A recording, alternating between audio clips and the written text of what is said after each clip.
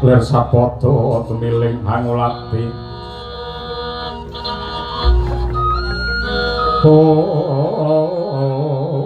hospito met mindah kang warni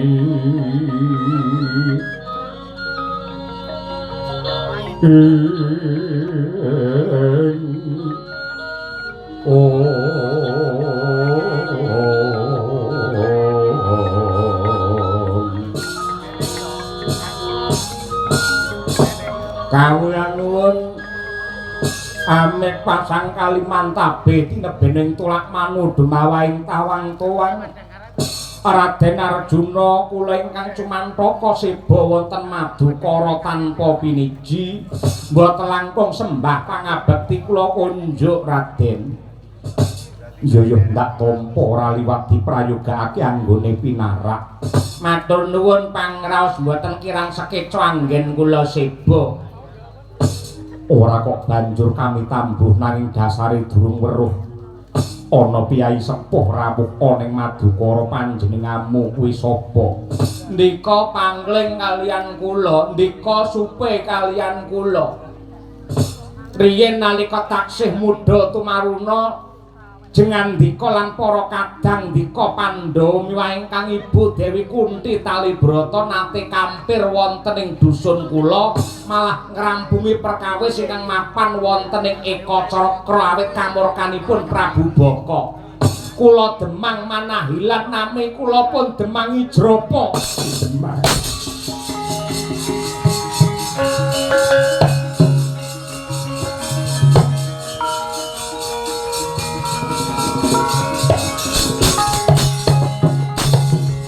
Trisang kapirangu prinangkul kinempet keempit dosang reknaning bawana ya si tukang walang ngabdi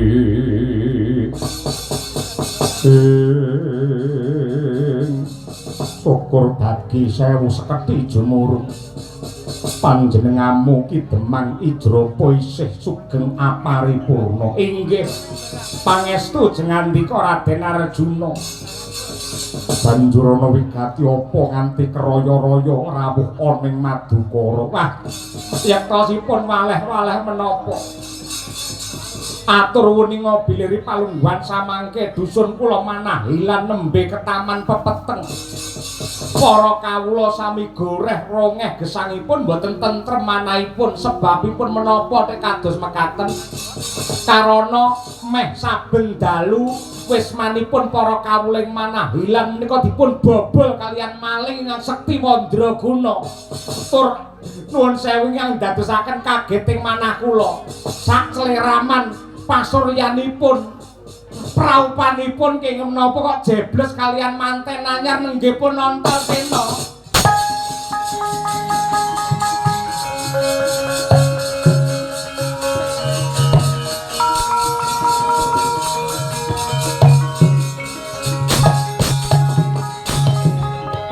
Yai Semar, kula Den. Iki kepiye Kyai? Ewuh kaya ing pambudhian ngenku bakal ngrampungake perkara sajroning Janaka bakal duwe gawe mantu parandene Manahilan lagi ketaman retu. Ngeten mawon.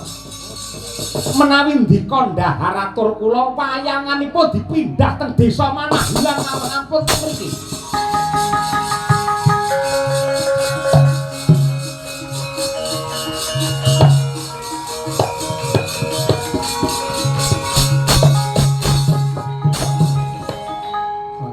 Nanggap wayang di boyong marang Manahilan. Nggih. Dipindah mrika kemawon. Ingkang baken dintenipun tetep sami ning tempat utawi lokasinipun ganti ngoten mawon. Dasare ngeten. Kula saged gambaraken menawi Madukara enten wayang mongko teng kutha mesti renek sing nonton nggih mangke. Sing sregep nonton wayang niku mesti wong desa-desa. Niki mawon nganti meh setengah loro sing kepareng lenggal isih semono akeh. Mila menawi nggego atur kula mang wayangan kemawon dhateng desa Manahilan. Wong desa niku seneng wayang niku siji. Angka loro kula saged gambaraken menawi mangke wayang dipun gelar wonten Manahilan mesti malinge utawi durjananipun badhe medal ganggu dhumateng wismanipun para kawula. Salebetipun menika manten lanang sing jare Demang Ijrapa maling kala wau wujudipun jebles kaliyan ingkang putra Antasena. Niki kangge ngresi jenenge Antasena, Antasena sing kudu nyekel malingipun.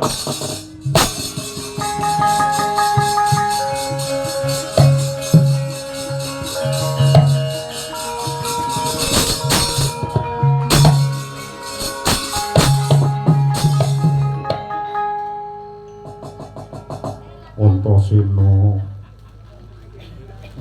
setengah loro ndodoki manten ya. Antasena bukaan gilu ae. Antasena Kakang Antasena Apa? kok kaya ana sing ndodokori. Ya yen ngono bukaan Buka-buka piye ora gawe apa-apa kon buka. ya tak jupuke tak bukake. Ku sik nglareno dhisik kowe kalungan bihaku aja ngono. Aja nuwun. Loh, Kanjeng Rama Arjuna iya. Lagi anu piye? Wonten namung layah-layah ten apa? Tak jaluk dina iki kowe ning pendopo dhisik.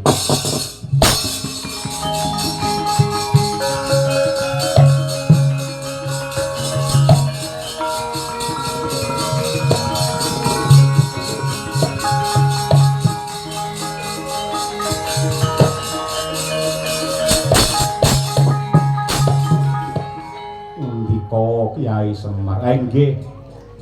Kula baleni melih niki. Iya. Masa padat di bulan baleni. Antasena ora ngerti. Niki dusunipun Gus, Ndara Antasena. Dusunipun Ki Demang Ijrapa ing Manahilan niku enten maling. Malingipun Surasekti Mandraguna nganti kecipuan para kawula anggenipun badhe nyepeng. Ning wonten bab ingkang ganjil wonten bab ingkang njundil. Jare malinge kala wau wujudipun jebles kaliyan Antasena.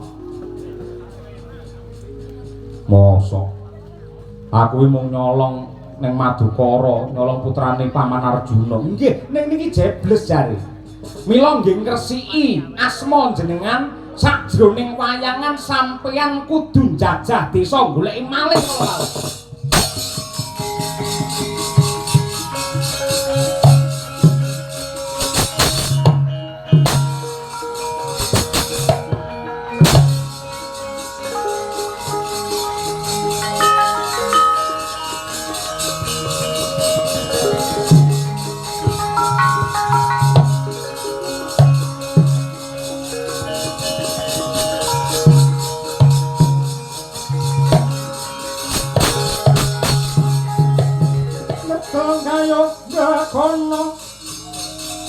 Sira Ramandaya mati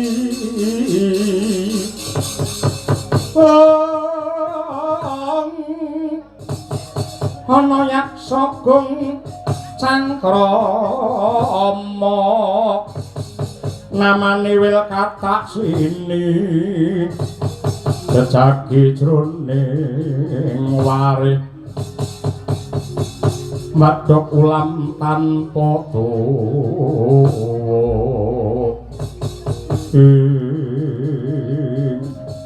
ndak waspadake Kakang Anoman ingkang prapta inggih Raden Arjuna kula ingkang sowan bekti kula katur Raden iya ndak tampa Kyai Semar sungkem kula katur Ya Anoman ndak tampa gawe bombong ing rasa ana apa Kakang Senggono aduh yektosipun waleh-waleh menapa abot anggen kula badhe matur dhumateng Jengandika Raden Dananjaya lan sinten malih ingkang kula sambat sebuti kejawi namung Jengandika Raden Margana kaliyan Kyai Semar Badranaya atur uninga bilih ripalungguhan samangke babar pisan kula boten duga mana sampun pinten-pinten sasi menika sinuwun Prabu Sri Bathara Kresna nandhang gerah nandhang raga madal saliring usada